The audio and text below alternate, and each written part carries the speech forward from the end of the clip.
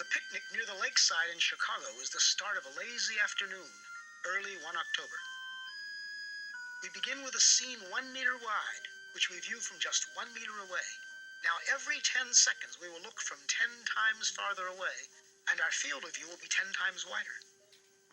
This square is 10 meters wide, and in 10 seconds the next square will be 10 times as wide. Our picture will center on the picnickers, even after they've been lost to sight. 100 meters wide. The distance a man can run in 10 seconds. Cars crowd the highway. Powerboats lie at their docks. The colorful bleachers are Soldiers Field.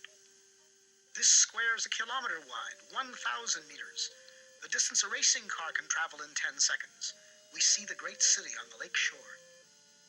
10 to the 4th meters, 10 kilometers. The distance a supersonic airplane can travel in 10 seconds. We see first the rounded end of Lake Michigan, then the whole Great Lake. 10 to the 5th meters. The distance an orbiting satellite covers in 10 seconds. Long parades of clouds, the day's weather in the Middle West. 10 to the 6th, a 1 with 6 zeros, 1,000,000 meters. Soon the Earth will show as a solid sphere.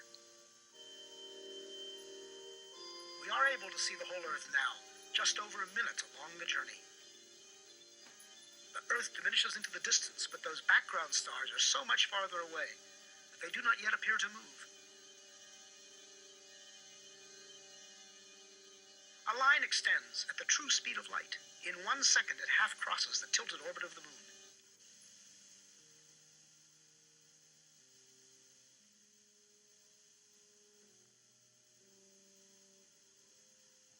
Now we mark a small part of the path in which the Earth moves about the sun. Now the orbital paths of the neighbor planets, Venus and Mars, then Mercury. Entering our field of view is the glowing center of our solar system, the sun,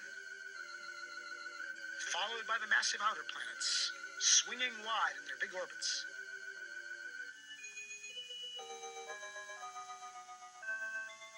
That odd orbit belongs to Pluto. A fringe of a myriad comets too faint to see completes the solar system.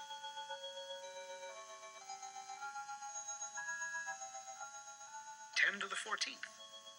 As the solar system shrinks to one bright point in the distance, our sun is plainly now only one among the stars.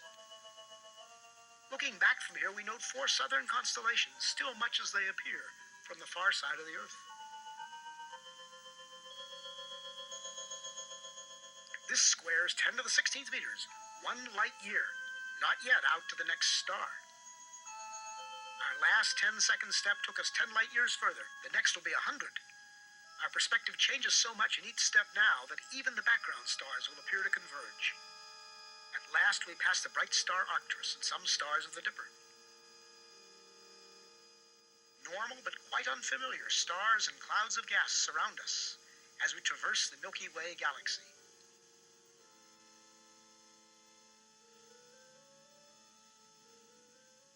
Giant steps carry us into the outskirts of the galaxy.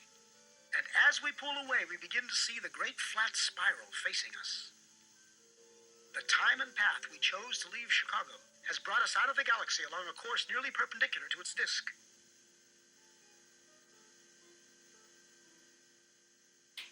The 2 little satellite galaxies of our own are the clouds of Magellan. 10 to the 22nd power, 1,000,000 light years. Groups of galaxies bring a new level of structure to the scene. Glowing points are no longer single stars, but whole galaxies of stars seen as one. We pass the big Virgo cluster of galaxies among many others, 100 million light years out. As we approach the limit of our vision, we pause to start back home. This lonely scene, the galaxies like dust, is what most of space looks like. This emptiness is normal. The richness of our own neighborhood is the exception. The trip back to the picnic on the lakefront will be a sped-up version, reducing the distance to the Earth's surface by 1 power of 10 every 2 seconds. In each 2 seconds, we will appear to cover 90% of the remaining distance back to Earth. Notice the alternation between great activity and relative inactivity, a rhythm that will continue all the way into our next goal, a proton in the nucleus of a carbon atom beneath the skin on the hand of the sleeping man at the picnic.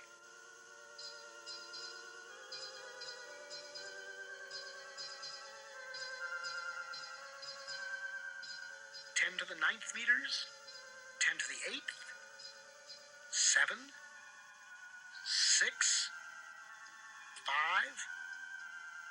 4, 3, 2, 1. We are back at our starting point. We slow up at 1 meter, 10 to the 0 power. Now we reduce the distance to our final destination by 90% every 10 seconds, each step much smaller than the one before.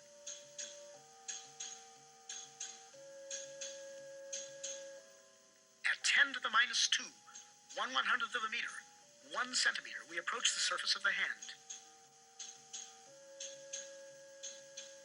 In a few seconds, we'll be entering the skin, crossing layer after layer from the outermost dead cells into a tiny blood vessel within.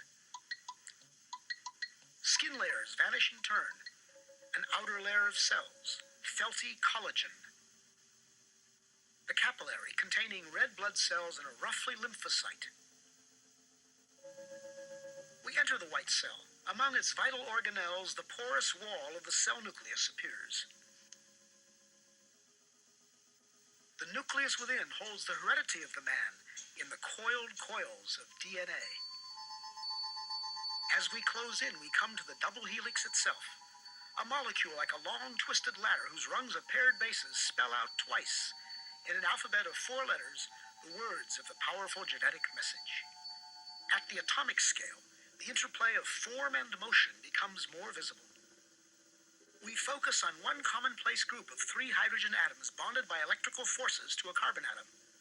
4 electrons make up the outer shell of the carbon itself.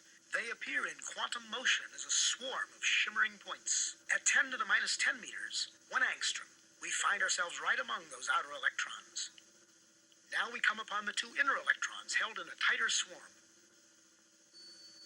As we draw toward the atom's attracting center, we enter upon a vast inner space.